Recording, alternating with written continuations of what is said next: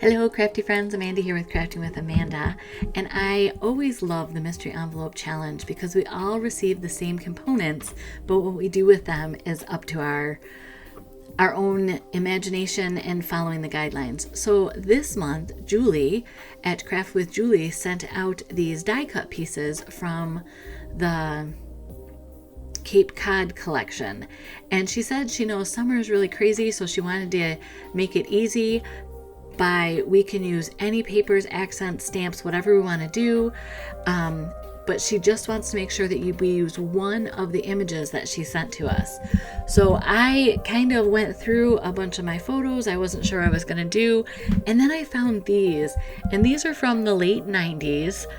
We have wonderful friends, the Schwennesons. You might have heard me refer to them in other videos. It's a unique name.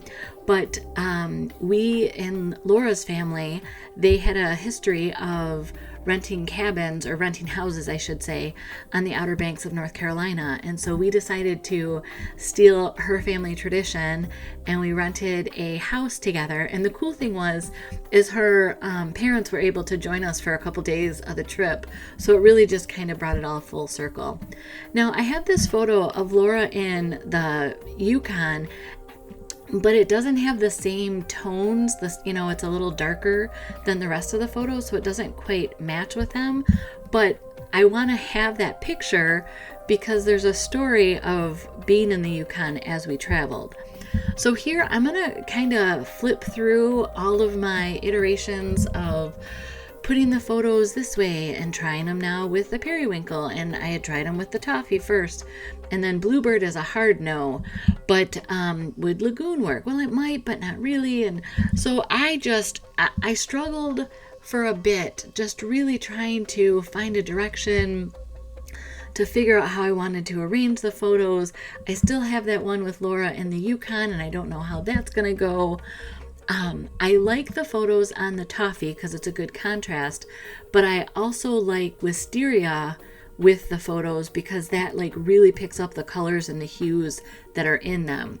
So what I did is I went ahead and tacked down the photos and the arrangement that I decided on after much ado, I will say.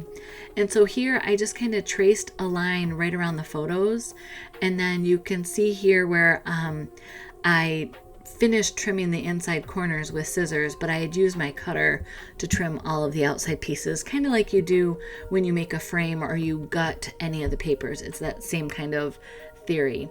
So I had gone on Pinterest and I was trying to find inspiration even with just photo placement, and I couldn't find anything. And so I went to look for sketches, and then I was trying to look through even some of my old things, and nothing was coming to me. And so I decided, you know what? I'm just going to put some strips behind here, kind of mimicking the wooden fence slats that are on the beach, and see what direction I can kind of go in. And that's what finally took. So there's this beautiful wood grain on the back of one of the papers in the Cape Cod set, but it just doesn't have the right tones. Again, it contrasted, or it conflicted with my photos. It didn't enhance them. But this striped paper in the middle, I think, is just perfect. Like I said, I'm really leaning on the wisteria colors in this Cape Cod set. This paper that has the anchors on it, how perfect is that for the beach? We have since gone to many different, or several different houses on the Outer Banks, and they all have that beach theme decor inside, so the anchors on the back of the paper is perfect. So now, while I went ahead and was working on assembling, gluing down my papers, or deciding on how to put them out, I went to the Cricut, and with the Cape Cod collection, I cut out some of the crabs. I did modify the crab. I took out one of the layers, so I used the dark side of the wisteria for the base layer, the light side of the wisteria for the next layer, and then the top I used that leaf pattern from the Cape Cod collection. So now I've distressed all the edges of all the papers, and I've put adhesive on the back of them. So I like to do that as far as almost assembly line style, because then I'm not stopping to put glue on everything. They all have adhesive on them. I can tuck them in for whatever reason, I find that that works better for me. I feel like I'm not shifting my focus from the mechanics of adding glue to my papers, and I'm focusing on spacing and the artistic presentation that's happening. So just a little tip for me of, I like to put all the adhesive on the back of things as I'm assembling. And so here I'm finally putting the photos down. You will notice that I have myself in the bottom left because I'm looking off to the right. That makes sense to put it on that paper. It actually helps draw your eye across this page.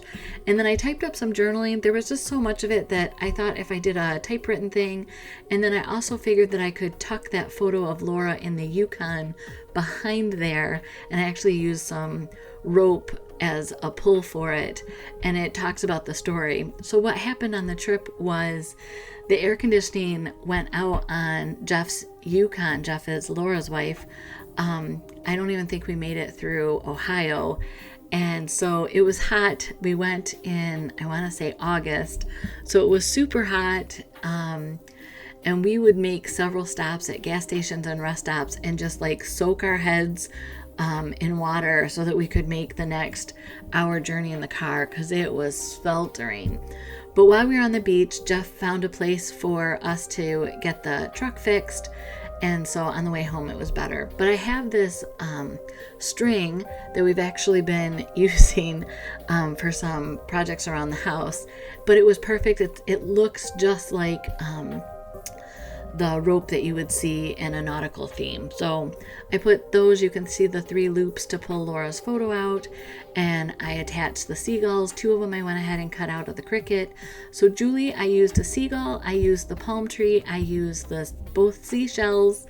The only thing that I didn't use is the fence, and that's just because I cut more of my own. So this is it. Be sure to go check out what the other 6 ladies, actually 5, Kim is still unable to do some crafting, but check out what the other 5 ladies did with this same mystery envelope that Julie sent us. The links to everything used will be below in the description, as well as a playlist. Have a great day. Thanks, everyone.